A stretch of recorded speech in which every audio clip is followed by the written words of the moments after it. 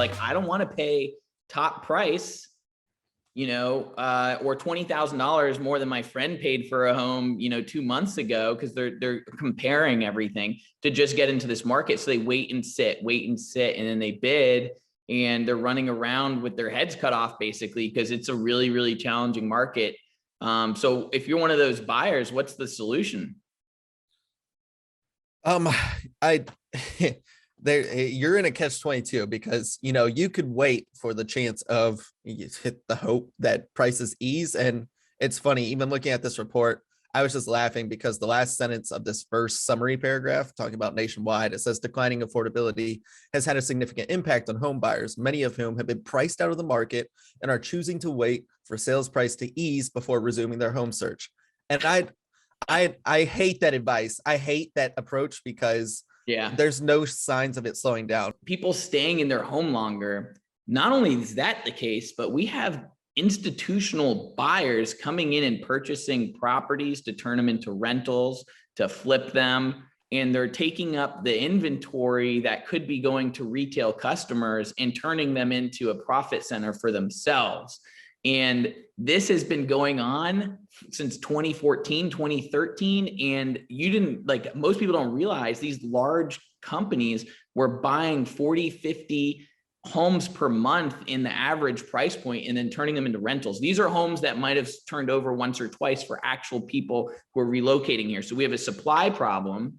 And then with COVID, we have this population influx from the high cost, high tax states, very wealthy people selling their homes in high cost areas, coming here and gobbling up as much as possible. And then thirdly, there's a lot of people out there, and I just got back from the Bigger Pockets conference, and one of the big conversations was lock up as much cheap debt, long-term debt as possible, and have inflation erode away that debt over time with an asset that marks to market with inflation, which is a rental property, a single family property, multifamily property. Now, here's the thing.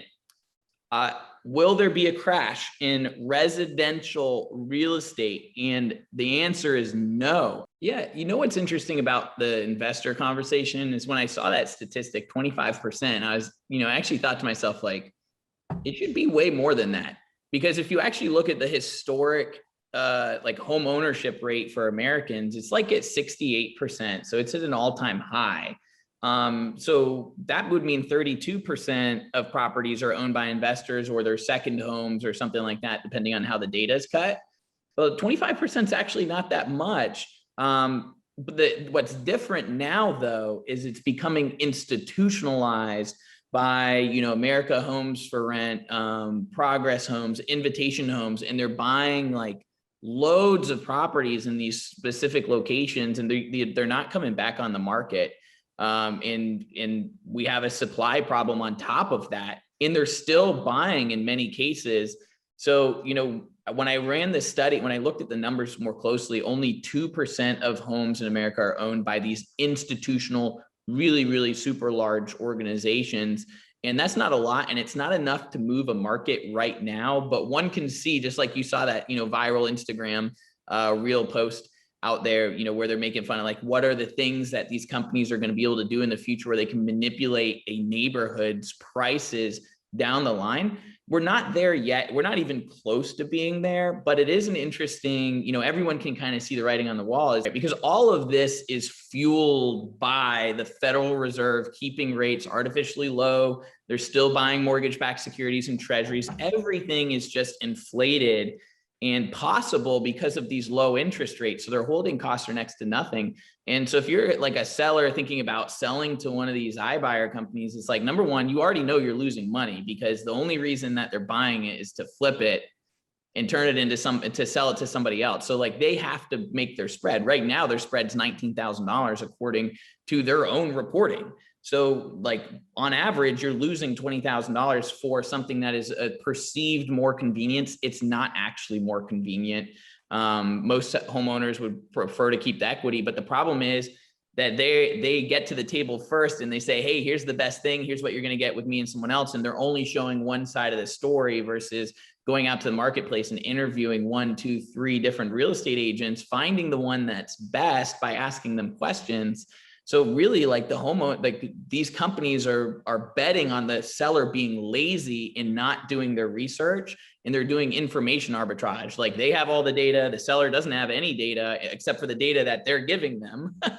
And you're negotiating against Wall Street. If your agent isn't in the game and knows what's going on a day-to-day basis, like Bryson said, like every single day, looking at the market, look at where things are at, if it's moving forward, if it's moving backwards, which areas are hot, which areas are not, where you need to price things at, how you need to market it, how long do you wait to get your multiple offers in, and then, figure out with the seller which one you're going to take. Like all of those things are so critically important and can add up to tens of thousands of dollars. And if you hire the wrong one, it's a big mistake. So like the best thing you can do is interview the agent that you're working with. Don't just go with friends and family in this market. This isn't just hey, I'm going to hire my buddy and pray that they sell it in the next 90 days. I mean, that could be the largest financial mistake of your life. So timeout, pause there, because we are coming out with an episode that talks about the different levels of production of real estate agents. And the data shows that we pulled from broker metrics and compared with the NEFAR data is that 70% of real estate agents live below the poverty level income.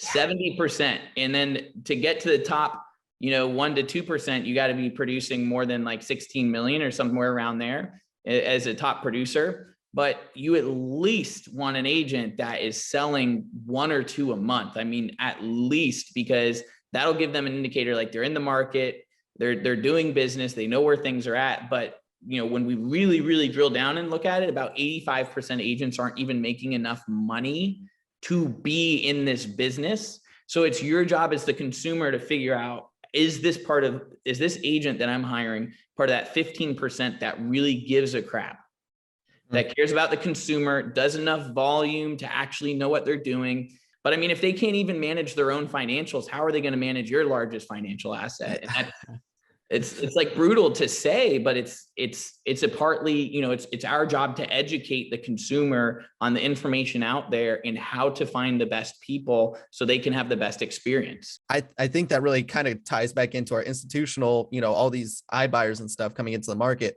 They were allowed to come into this market because of these unqualified professionals who are selling these homes. Mm-hmm. And I mean, they're trying to justify taking 3%, 6% total, because they do have to pay the buyer's agent too. They're trying to justify that because they don't hire a professional photographer. They're going to use their iPhone to go around and take pictures. Like, you did not take a photography course.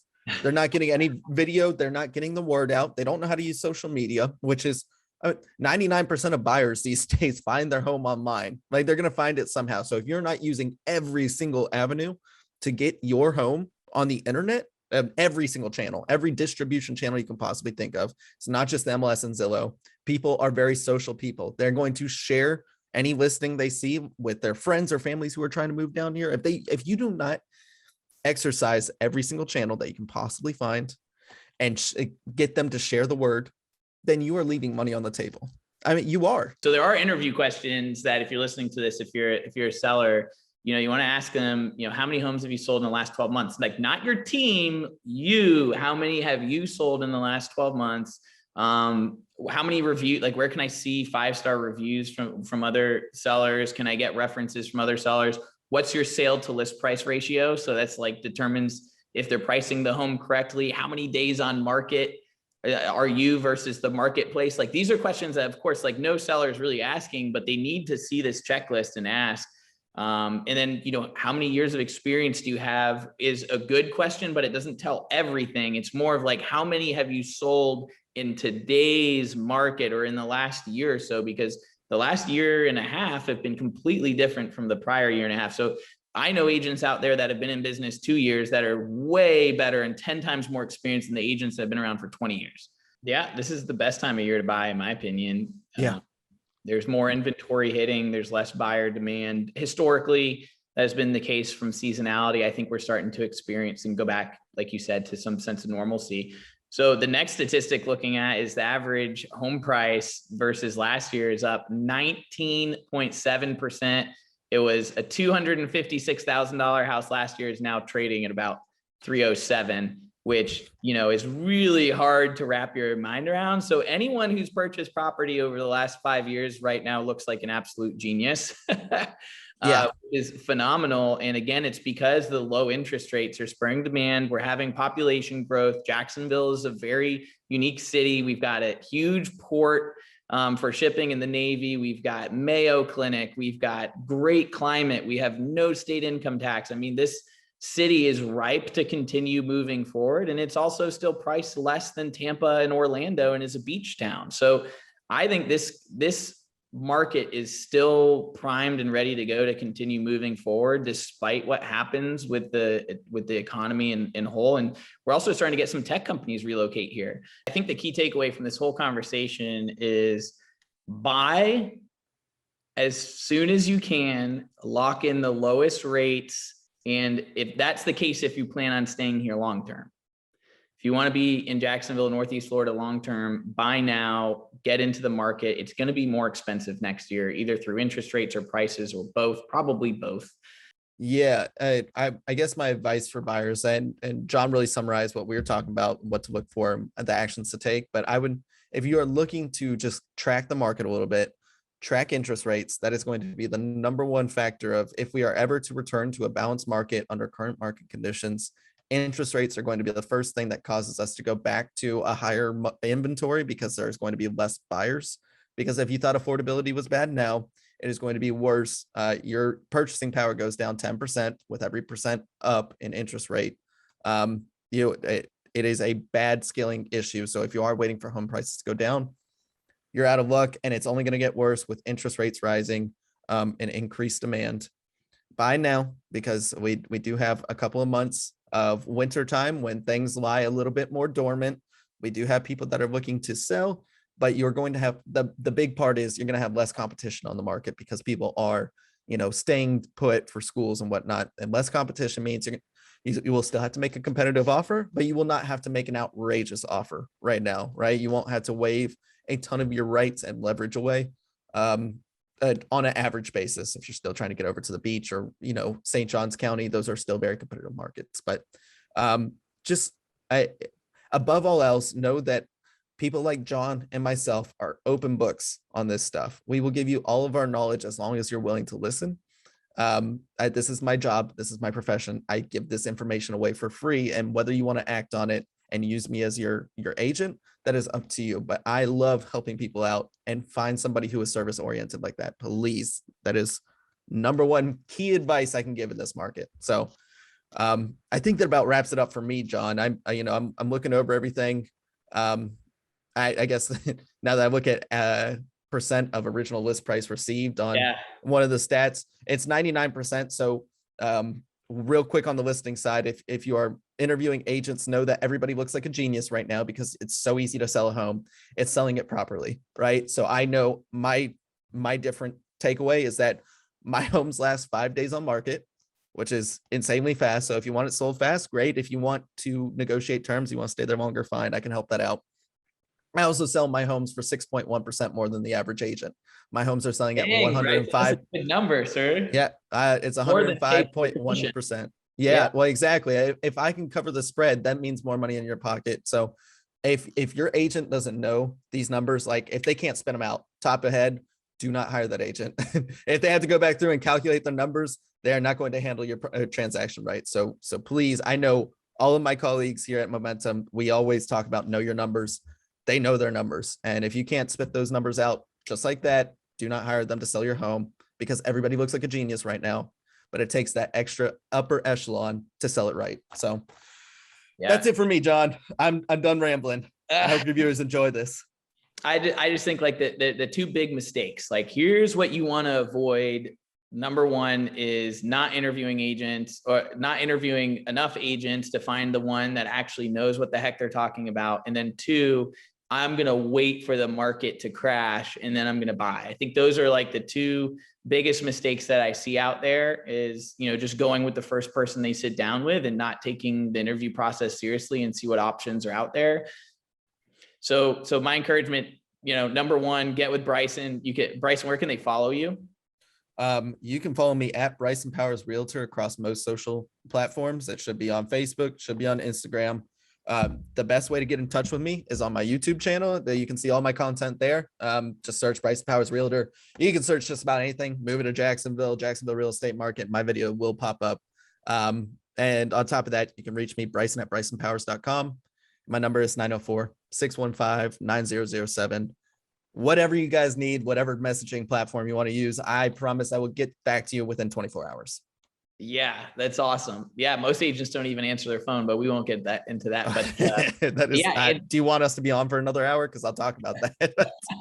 No. Well, so if you're truly motivated, then buy now. I mean, it's like weird. I've never actually like said that or been so pushy about it. Like, yeah, like when you see it and you're just like, this train's not stopping. Or it might slow down, but it's not stopping and going the other way. Like, that's just not even a possibility with how much money is coming. I just think like the two big mistakes, like, here's what you want to avoid. Number one is not interviewing agents, or not interviewing enough agents to find the one that actually knows what the heck they're talking about. And then two, I'm going to wait for the market to crash and then I'm going to buy. I think those are like the two biggest mistakes that I see out there is, just going with the first person they sit down with and not taking the interview process seriously and see what options are out there.